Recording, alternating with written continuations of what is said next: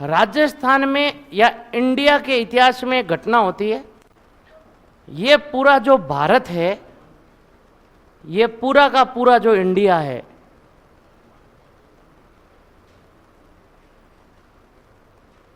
ये पूरा का पूरा जो इंडिया है, इस इंडिया में आप यूं मानकर चलो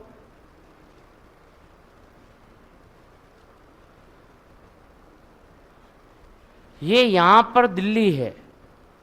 यहां पर क्या है? दिल्ली है। और दिल्ली पर मुगलों का शासन हुआ करता था। दिल्ली पर किसका शासन? मुगलों का शासन। इस दिल्ली पर मुगल वंश की स्थापना हुई थी सन 1526 में। और दिल्ली में मुगल वंश की स्थापना किसने की? बाबर ने। बाबर के बाद में हुमायूं, अकबर, अकबर के बाद में जहांगीर, शाहजहां, औरंगजेब, ये शासन करते रहे।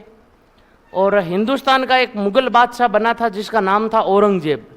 इस औरंगजेब ने दक्षिणी राजस्थान, दक्षिणी भारत को छोड़कर बाकी सारे भारत को अपने अधीन में कर लिया था अकबर ने। इसको छोड़कर पूरा जो इंडिया था वो मुगलों के अधीन था। लेकिन एक दिन हिंदुस्तान में मुगल शासक बना जिसका नाम था औरंगजेब। औरंगजेब की 1707 में मृत्यु हुई। 1707 में मृत्यु के साथ ही मुगलों का पतन हो गया। अंत नहीं हुआ, मुगलों का पतन हो गया। जो भारत के राजा मुगलों के अधीन थे ना, वो मुगलों से स्वतंत्र हो गए। पूरे भारत के राजा, यानी आप यूं मान लो औरंगजेब की मृत्यु के बाद में इधर उड़ीसा, बंगाल, बिहार, मध्य प्रदेश, राजस्थान, गुजरात, ये यहाँ के जितने भी स्टेट थे वो सब स्वतंत्र हो गए। यहाँ के राजा स्वतंत्र हो गए। ये स्वतंत्र हुए किससे थे? मुगलों से। मुगलों से सब के सब स्वतंत्र हो गए। जैसे मुगलों का पतन होता, अंत नहीं होता, अंत तो इनका बहुत लेट होगा। जैसे ही मुगलों का पतन होता ना, इस इंडिया के अंदर दो ताकतें एडी से लेकर चोटी तक जोर लगाती है अपने काबू में करने के लिए पूरे इंडिया को। एक तो अंग्रेज, और ये लेकर आते हैं अपनी ईस्ट इंडिया कंपनी। पता है एक अंग्रेज अधिकारी ने क्या कहा था? अंग्रेज अधिकारी ने एक ये कहा कि हम हिंदुस्तान में इतने से अंग्रेज थे कि यदि पूरे भारतीय अपना जूता उतार उतार कर फेंकते ना, हम जूतों के नीचे दबकर मर जाते। इतनी सी संख्या थी इंडिया में अंग्रेजों की। आप जितने बैठे हो ना, इतने से अंग्रेज आए थे। और आप सब अंग्रेजों ने मिलकर पूरे इंडिया को कंट्रोल में कर लिया। सोचो वो क्या चीज थी? वो केवल और केवल एक चीज थी, वो थी बुद्धि। क्या थी? अब ये अंग्रेज आए कितने थे? 300-400। ये पूरे इंडिया को अधीन करेंगे, लेकिन अधीन करने का तरीका क्या है? बुद्धि। बुद्धि से काम लेंगे ये, क्योंकि ताकत से तो हो नहीं सकता। 300 कितने करेंगे? अब ताकत इनके पास में आगे चलकर बहुत ज्यादा हो जाएगी। ज्यादा होने का कारण भी भारतीय होंगे। वो कैसे होंगे ये बाद में सोचेंगे। अंग्रेज इंडिया में आए। अंग्रेजों का इंडिया में आने का कारण क्या था? प्रसिद्ध आपने रटा रटाया, भारत एक सोने की चिड़िया थी। सुना आपने कभी? अभी इस लाइन से सब कुछ है ना पूरा हो जाता है। भारत एक सोने की चिड़िया थी। अभी से ये हो जाता है कि अंग्रेजों को इंडिया से इतना मिला जितना अंग्रेजों को कहीं से भी नहीं मिला। अब ये चाहते हैं कि इंडिया पर हमारा अधिकार हो।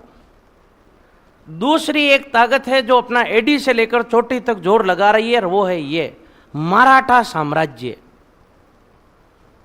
शिवाजी के वंशज जिन्होंने कभी ऐसा सपना देखा था दिल्ली पर मराठों का ध्वज हो, इन्होंने ये सपना देखा था शिवाजी ने। उस सपने को आगे बढ़ाने के लिए मराठाओं के वंशज आगे लगे हुए हैं। बाजीराव, एक पिक्चर बनी है ना बाजीराव मस्तानी, उसमें जो बाजीराव है वो बाजीराव गुजरात तक पहुंचने से में सफल हो गया था। उनकी मृत्यु के बाद में जो बनते हैं उनका टारगेट है दिल्ली। मराठों की क्या हो? दिल्ली हो। अब धीरे धीरे मराठों ने पैर फैलाना स्टार्ट कर दिए।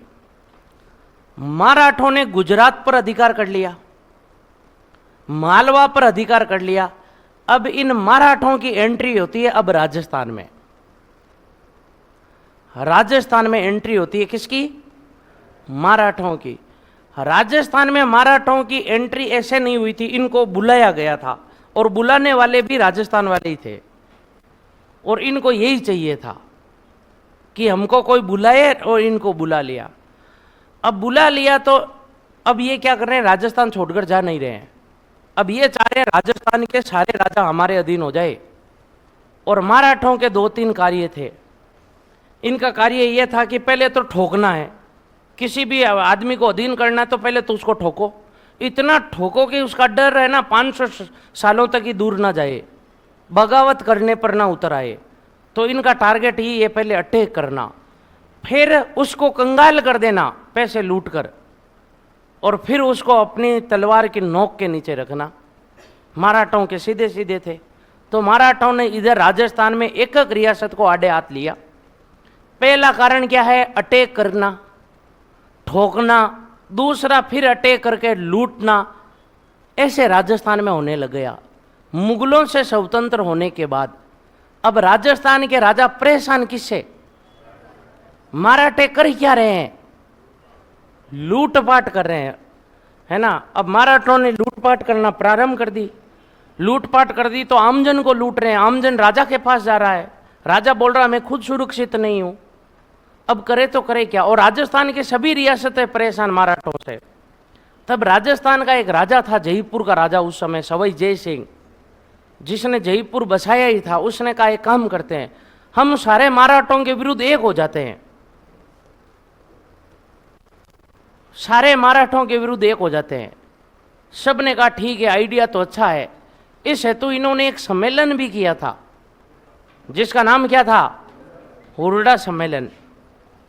और इस मैच को बैठे बैठे देख कौन रहे, मैच किस किस के मध्य हो रहा है, मराठों और राजस्थान के राजाओं के मध्य। इस मैच को आराम से देख कौन रहे, अंग्रेज शांति से देख रहे हैं।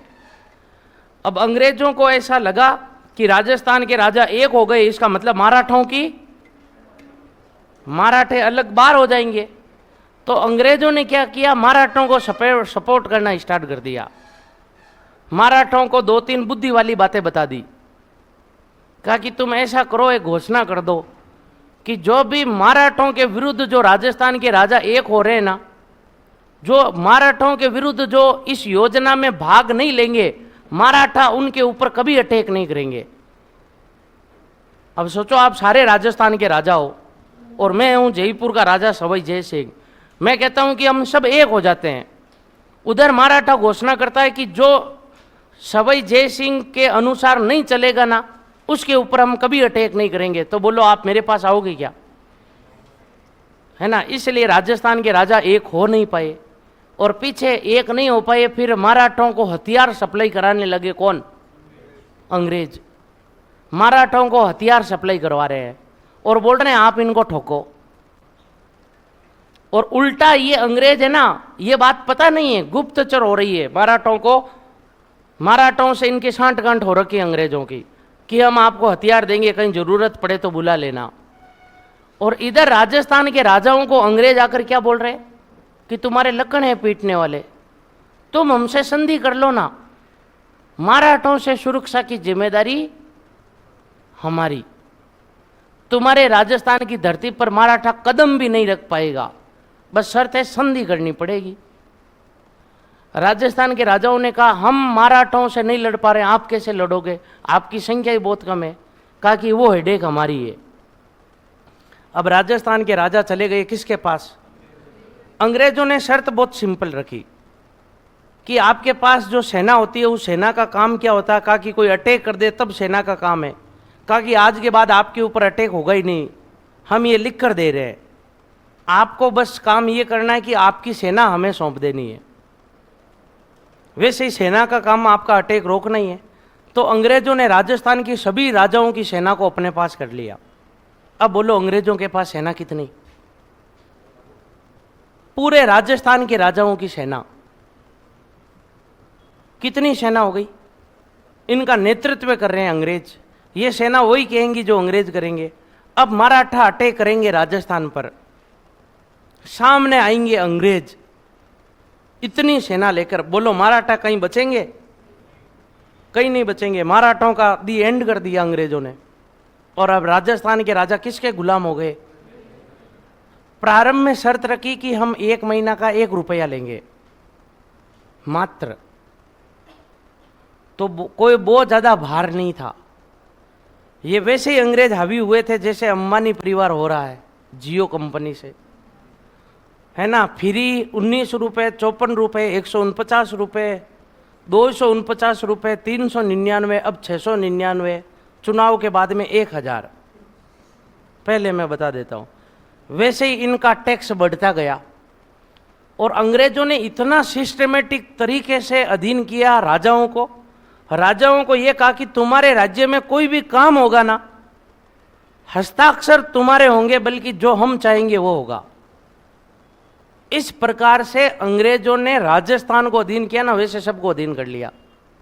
और राजस्थान के राजा बोलो किसके अधीन हो गए? अंग्रेजों से अधीन हो गए।